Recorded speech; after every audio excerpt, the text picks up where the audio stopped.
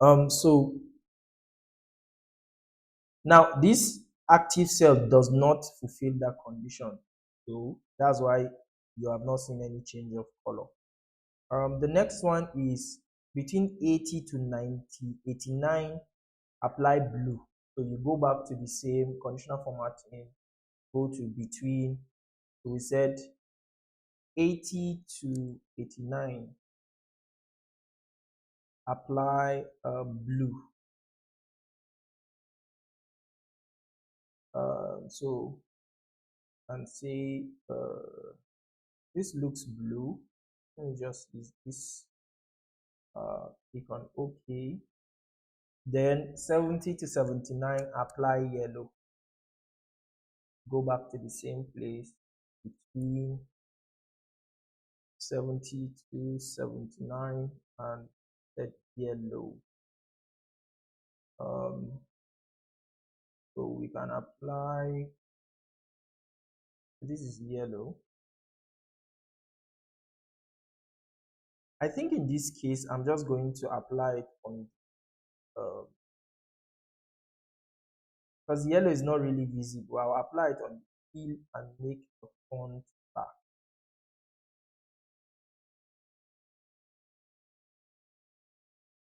So that's the third condition. Then we'll do for 60 to 69.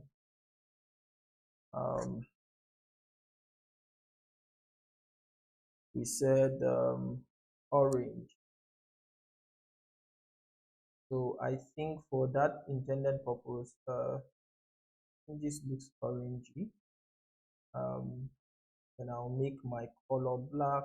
It will be bold as the font color. And I'll do the same thing for 50 to 59.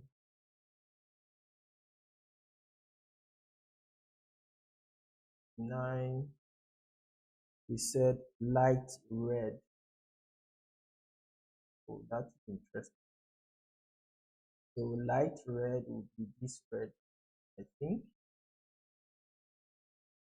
And then we said below 9, so we're below 50, so it will be less than 50, right? And we said it should be dark red, which is this kind of red. Make it bold, and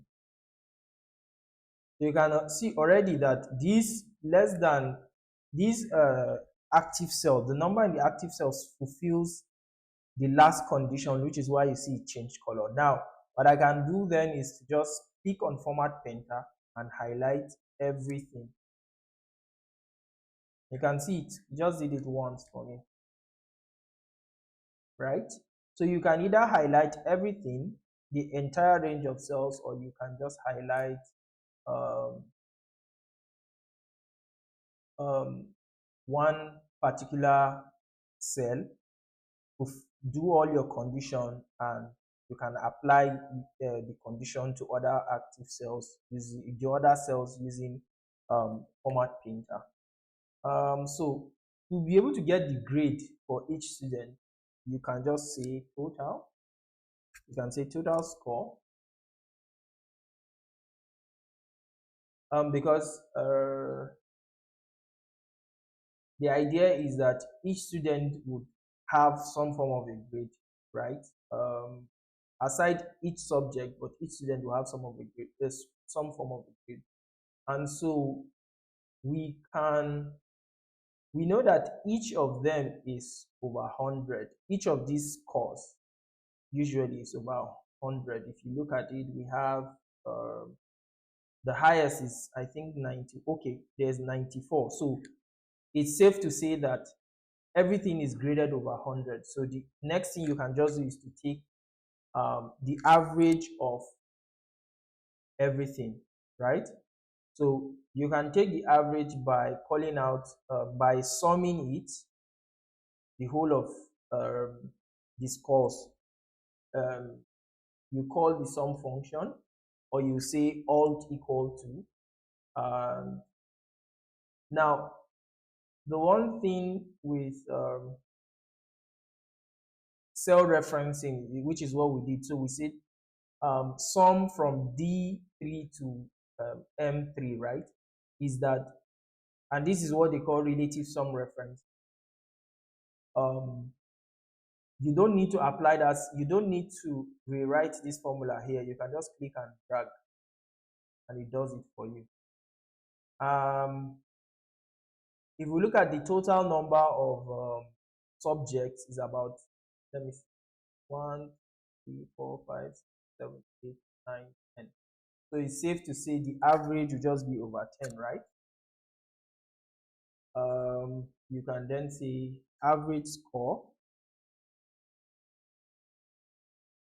would be equal to, you then you do cell referencing, which is N3 divided by 10. And you can click and drag. That's one way to go about it. Or there is a function called average function, right? If you want to if you want to get the function, or if you want to initiate a function, remember I said you can do it about two methods. You can either say equal to, then you type average, then when by the time you see the function you want to enter, then what are you averaging? You're averaging a range of numbers from here to here, and you can see it automatically has given me the same thing. So this is like two steps for me to get this average. I did two steps. I first sum everything, and I now counted the number of um, subjects, then divided it by 10, about 3 steps. I just use that same, just one function to do this same solve the same problem, and you click and drag, or you can just double click and it automatically applies. Does that make sense? Now with this, and the good thing with this, it's called what we just did now, literally it's called you've automated the process of calculating total scores and average score. By the time I change technical drawing, maybe 60 for instance, first of all the color changed and you can see the average score changed. That's the good thing. Let's say this guy got 79, you can see it has changed, and you don't need to do this manually. I think it's one great thing with Excel. Let's say 40 and this guy got, let's say, 9. So in order to and you can still apply the same conditional formatting to the average score as well. So just for the fun of it. A lot of people really did bad. Only about 4 students did average, right? About 4 students scored above average. A lot of them were, wow, that's a lot. So even one of the good things with conditional formatting, just from viewing it visually, you are able to see um, check trends and patterns. And so that's one of the interesting things about conditional formatting that I kind of like. And so if you are actually delivering some kind of report to a technical person, with this alone, you are able to pass whatever message it is you want to pass to the technical person, and it will make the technical person identify things easily without you having to necessarily mention it, which is a good thing. So I wanted to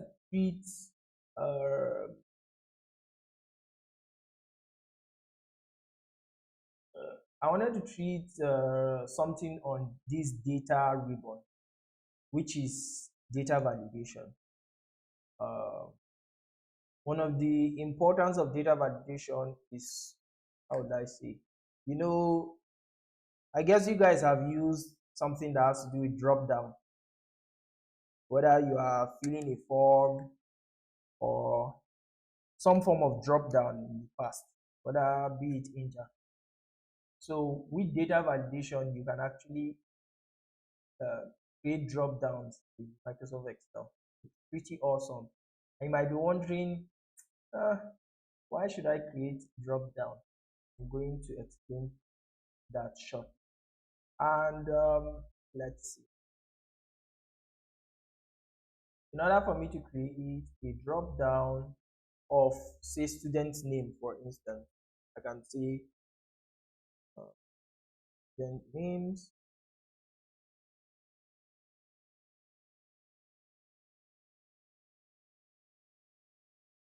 and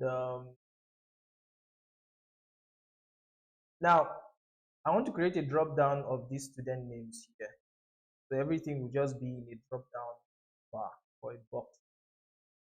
What I can do is to come to my data, come to data validation, click on it.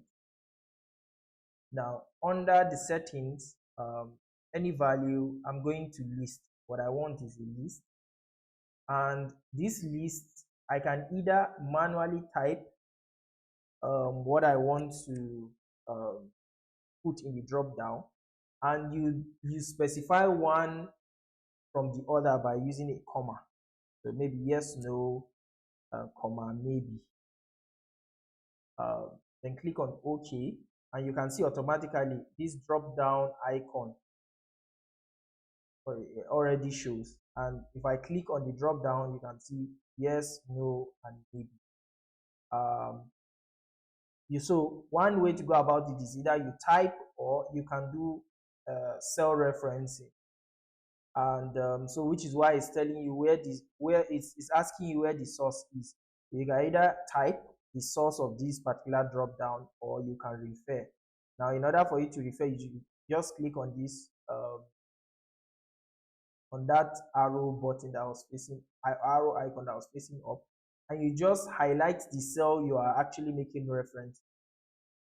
So I'm going to highlight from C32 to C3, and click on OK or enter. Oh, sorry. Enter, then click on OK. Now, what that has enabled me to do is create a drop down of all the student names. As you can see, you've actually created a drop down of student, which is interesting. The other thing I wanted to show you guys is text to column. This particular text to column.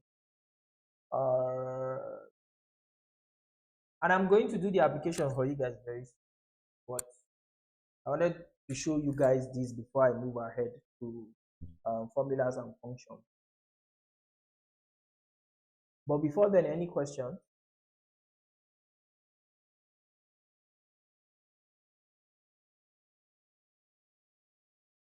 So please, how do you go about the drop down function part?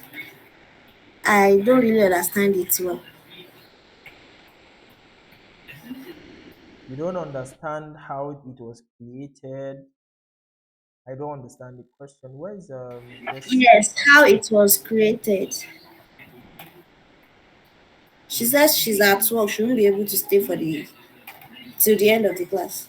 Oh, okay. Oh, that's interesting.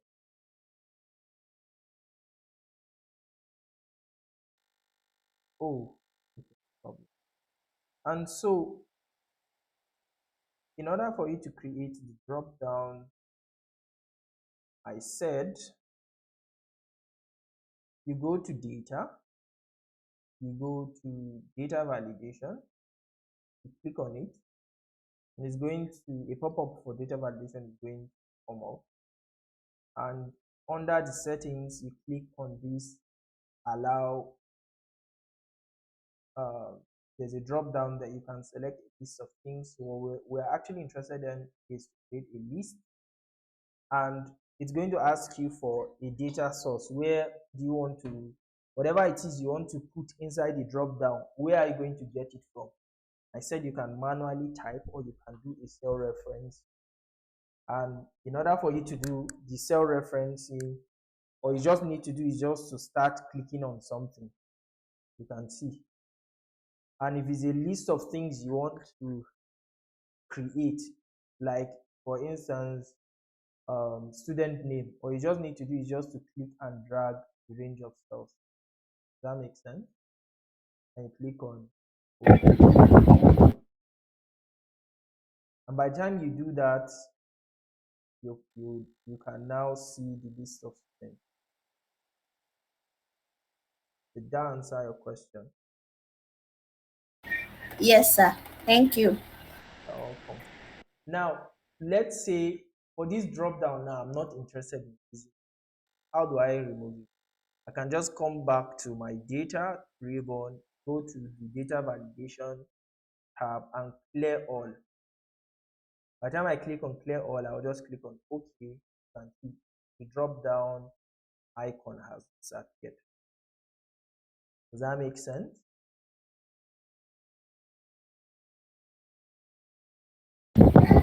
Yep. So the other thing I wanted to teach you guys is text to column, and the text to column, text to column. Now, what we use text to column to do is we use it to separate things. You might have a situation where, let's say, I want to get the first name and the last name of this student. Usually, you can see Emily Johnson, Michael Smith, Sarah Brown. Of course, Sarah looks like that's a girl's name, but Brown looks like it's her surname. Does that make sense? Now, let's say I want to get the first and last name of this particular student. There are two ways you can go about it. You can either use the text to column or you can use flash fill. But I'll do the text to column. Now, in order for me to do the text to column, I'll have to highlight the column I want to separate. Now, the column in this case is column C, right? And what I want to separate is the names of students. But unfortunately, what this does is it separates everything. Right? You're asking, so if I highlight this particular column like this, it means everything here, whatever I want to use as a separator, I would have, it's going to apply to every cell in this particular column. That's what it means, right? And so by the time I highlight my column I want to split, the column includes the actual column header of this particular table and the names of the students. Now, if you notice, who can tell me what is separating the first and the last name? What divides the first and the last name? How can you, or how were we able to easily identify which one is first and which one is last? Abraham, you can answer that question. Khadija, you can take it. You can try to answer the question. Well, it's a question that I need a verbal response.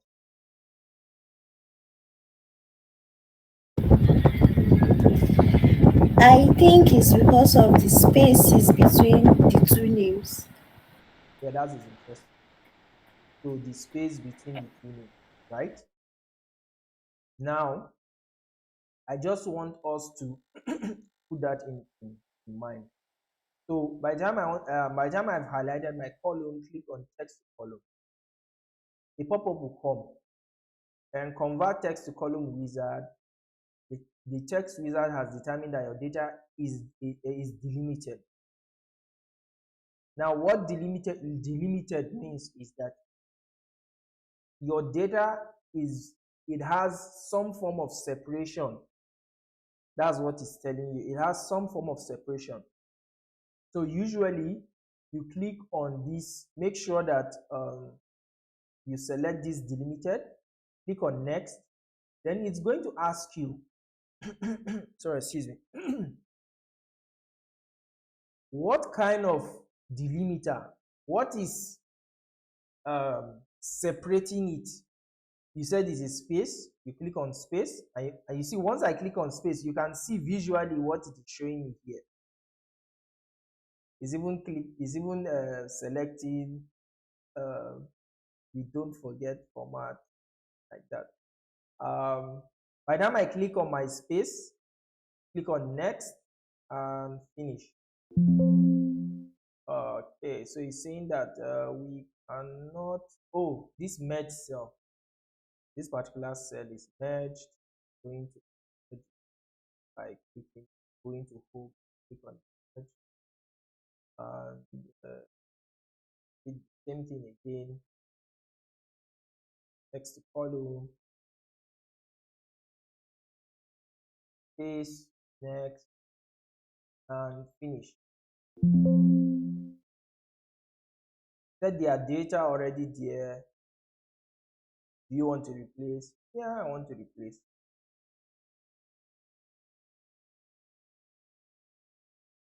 That's interesting.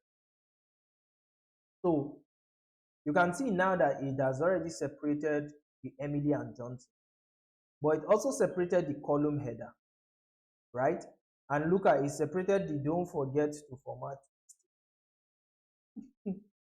While that is interesting, I really don't like it. Um,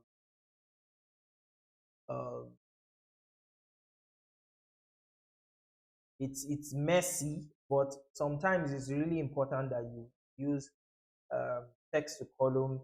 It just depends where. So that's one way to go about it. The other way is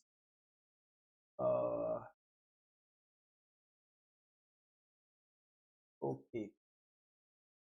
I'm going to delete. The other way is I'm going to type, right, Emily. Sorry, I'll just type Emily, and I'm going to type Johnson here, right? And what I can now do is to click on this flash. Can you see? That's determined that, oh, okay, what I was trying to do is to type Emily. So most likely the next thing I'm going to do is to type Michael Sarah. Then for Johnson, I'll just click on flash fill, and you can see Johnson, Smith, Brown, Jones, Davis, Wilson, and so on. You can see this method is less stressful and more convenient. And the flash fill, what it does is it looks at what is this person trying to do, right? And it's going to mimic it. And since there's already a delimiter, a separation between Emily and Johnson, so it's intuitive to know that what you are just trying to type is whatever is before the space, and Johnson, which is whatever is after the space. I don't know if that makes sense. Yes, sir. So these are just the two ways we use to sorry, can you mute?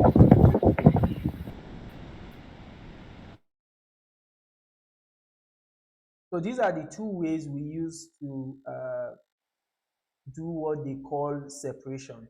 You can either use text to column or you can use flash. Now, mind you, flash fill, it works most often than not, but it just depends on the context, the application of where you are using your flash. I will bring some other examples that are where text to column will work the most, and let me see. I will get you some other examples before the end of the class. And so that's what I wanted to discuss with regards to this data. The next thing we are going to move to is uh, function, and today we'll be talking about one of the most popular functions, the if function. And the reason why we'll be talking about it is we want to grade this particular, uh, want to put a grade to this particular average score, whether it's A, B, C, D. Before then, you guys have any question? Abraham, do you have any question to have asked?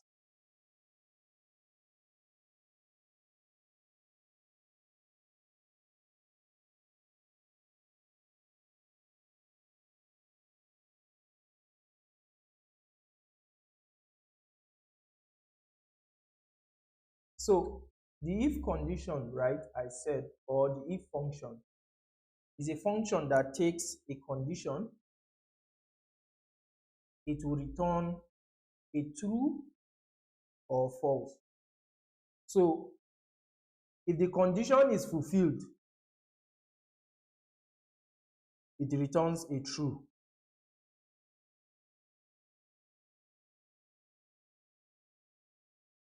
It will return a true. Otherwise, it returns a false. Um, so if you want to use the if function, or the if function, like I said, anytime you want to initiate a function, a formula, you do equal to, then you say if, then bracket open your logical test,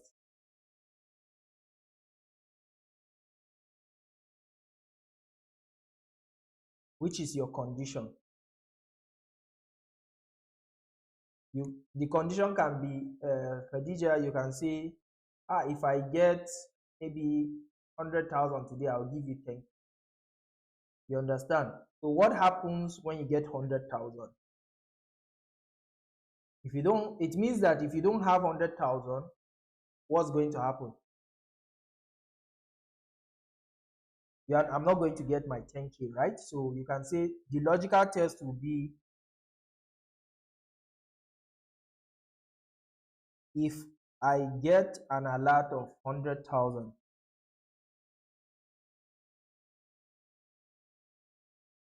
uh, 100,000, I will dash you 10,000.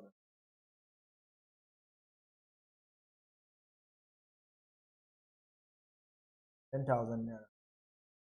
So if you now get the alert of 100,000, so you don't need to say, if you, or you just need to say is, if I get an alert of 100,000, I'll dash you 10K. You don't need to tell me if not. Already I know that if I don't get 100,000, if you don't get 100,000, I'm not going to get 10K. I don't know if that makes sense. So we're actually going to put it to test. Let me go to the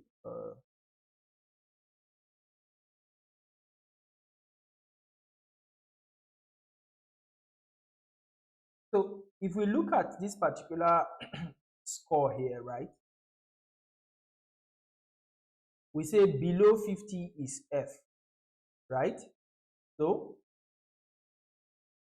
between 50 and 59 is E. So we can write our first condition. Go to the function icon, type if, and click on go. You can see if, click on OK. So you can see our logical test. Our logical test, we want to test to get that's below 50. We'll click on the R3, which is our reference cell. If this cell is less than 50, right? You can see already it's telling me that no, it is not, because this particular cell is not less than 50. Then I want you to give me a grade of F. Else, don't put any. Or click on OK. So you can see he didn't put anything, but if I click and drag, I believe I'm going to see some F. Can you guys see the F's there? Yeah. Khadija, can you guys see the F's? Can you see the F there? Yes, sir. So you can see that, okay, it has already shown me that if it is F, it means that these particular grades are less than what? 50. So what if we want to now put for between 50 to 59? There's another it's still an if function. There's what they call a nested if. A nested if, you know what a nest is? A nest is something that usually for bird nest is something that carries so if you see a nest for a pigeon, for instance, or an eagle, for instance, you know that it most likely will either contain the eaglet or the egg. And if you see an eagle coming out from a nest, and maybe you check, you see that there's an egg there, you know that it's not the egg of a pigeon or a hen. You know most likely is what? The egg of what? An eagle or an eagle. So they call it nested if for a reason, and is that you are going to put an if inside another if. We can actually see your camera.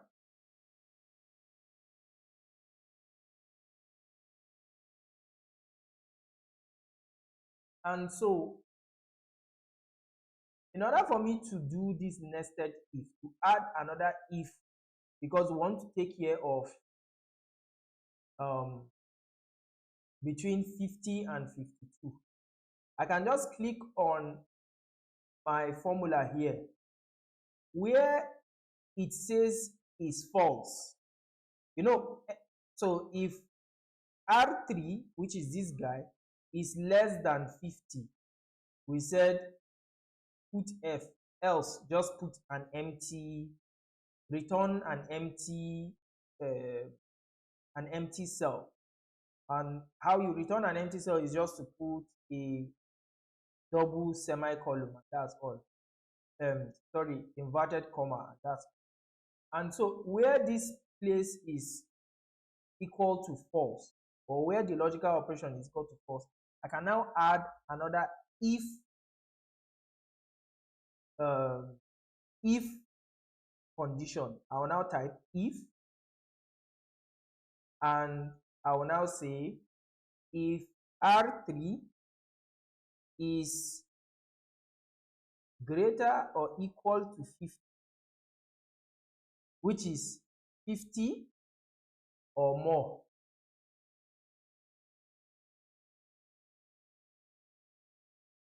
I can now say else, if it is greater or equal to 50, then give me what? E. Else, nothing. Don't give me anything. And just click on enter.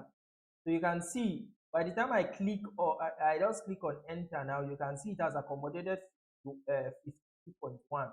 So 52.1 is between what? 50 and 59. I can then click and drag. Can you now see? So, but the problem now is it is telling me that there is 60 there is sorry, there is 64 here, 64.5 and 63. These are not E, these are like D, which is what we can see here.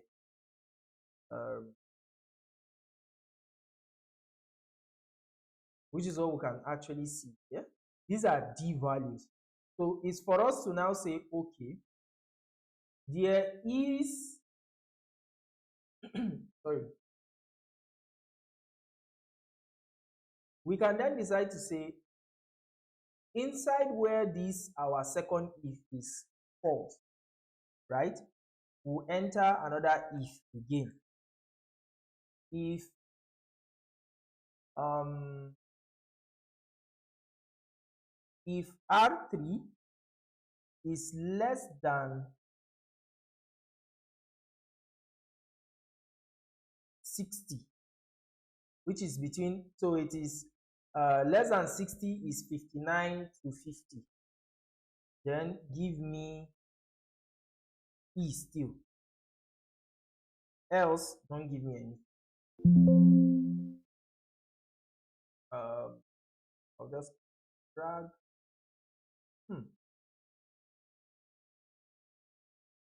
It's still showing me E, that's good, and the F is still there. Then I can keep writing this function until everything until the condition is fulfilled, but I will now be doing what they call nested if. Do you get? There's an easy way to go about it, which is I can add another function. So you see these two guys, this first function and the second function and the third function that are still going to give me. There's a simpler way to just say, okay, how do I combine these two? After all, it's still going to give me E.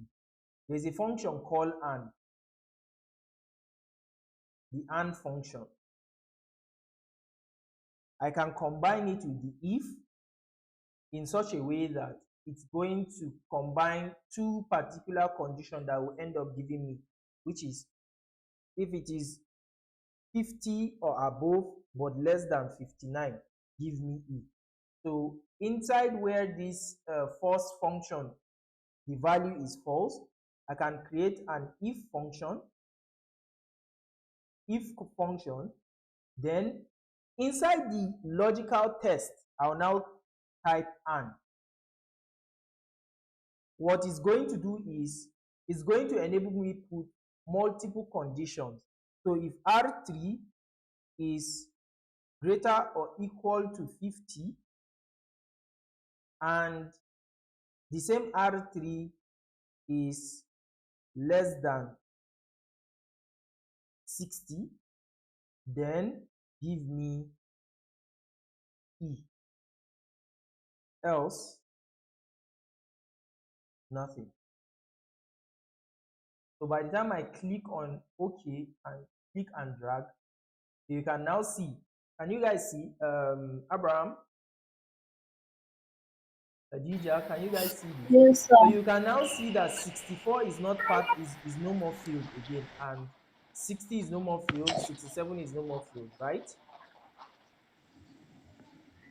Can you guys see that? Yeah.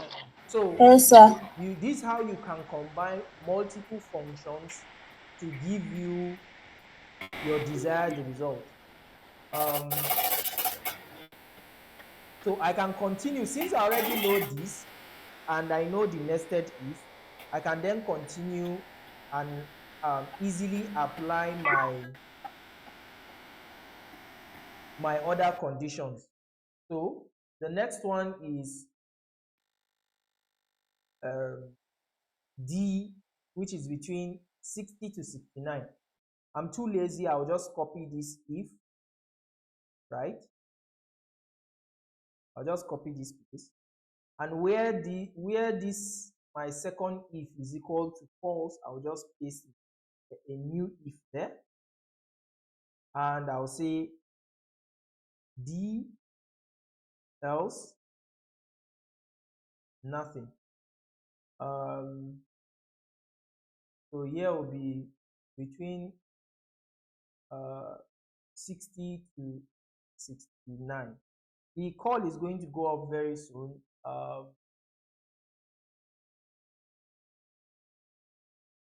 will send another link so that we can join again.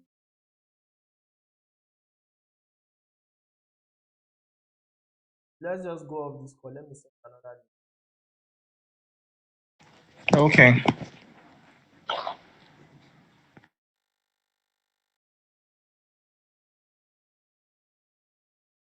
Can you guys hear me clearly?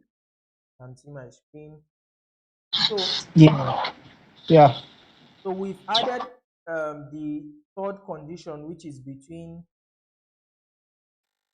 60 to 69. So 70, less than 70 is 69 below, right? So 60 to 69, then 70 to 79, like that. So we are now going to add the fourth condition inside this particular, the third if statement, which is, you can see that it's the reason why they call it nested if. I'll add an if condition. I will now say C,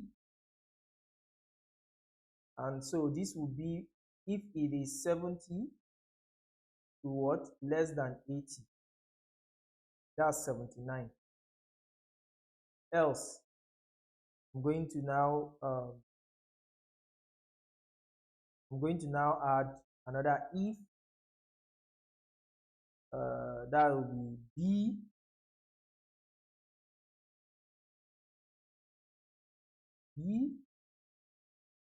that's between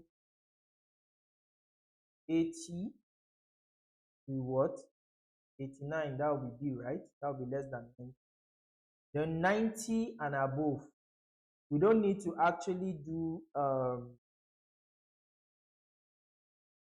so we don't need to necessarily add the last if condition for to say A. So if it is between 80 to 89, make it B, else A will be 90 above. So what I mean by we don't need to actually add the last if condition if it is between 90 and 100. Okay, that. So if it is not F, it is E. If it's not E, is D. If it's not D, is C. If it is not C, is B.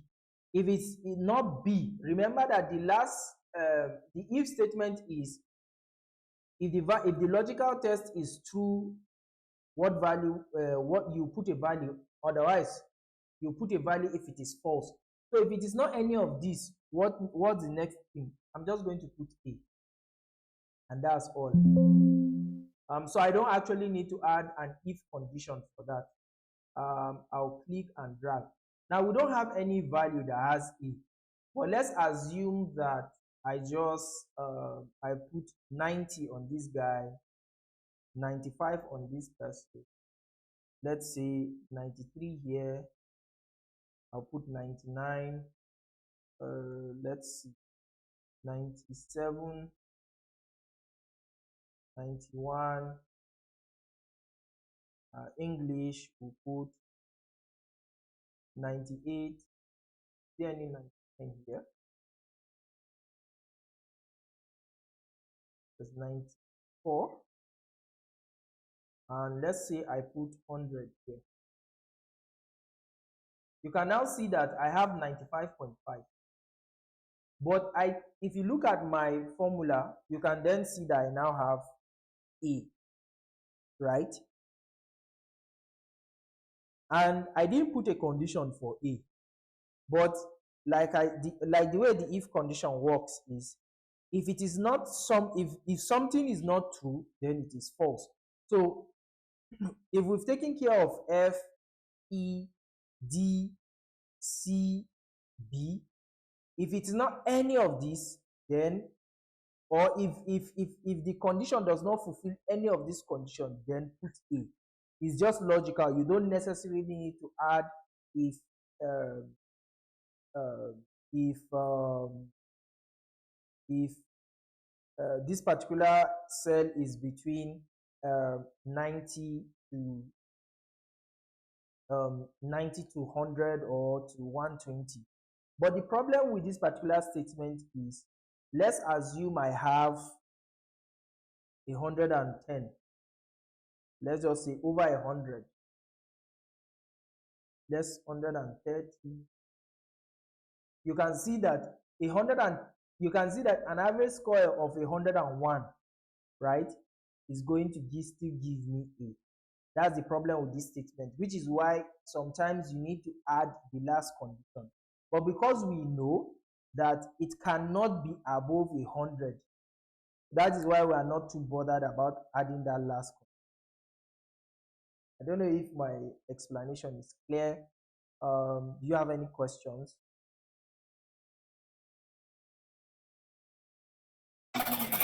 No questions. Room for this particular session so that it's going to when I'm done creating the classroom, anytime you have a new assignment or something, it's going to alert you guys. And so I will save these. I'm going to put it in a particular folder. You guys can have access to this, and I'll also send you a link to the assignment as well. Okay. Yeah. So if you guys don't have any other questions, nice meeting you guys. It's been a week. Sir, question. Okay, ask question. Okay, so from this grading, the if functions, you use comma and is it apostrophe or colon? Sorry? I said you use comma as what? I just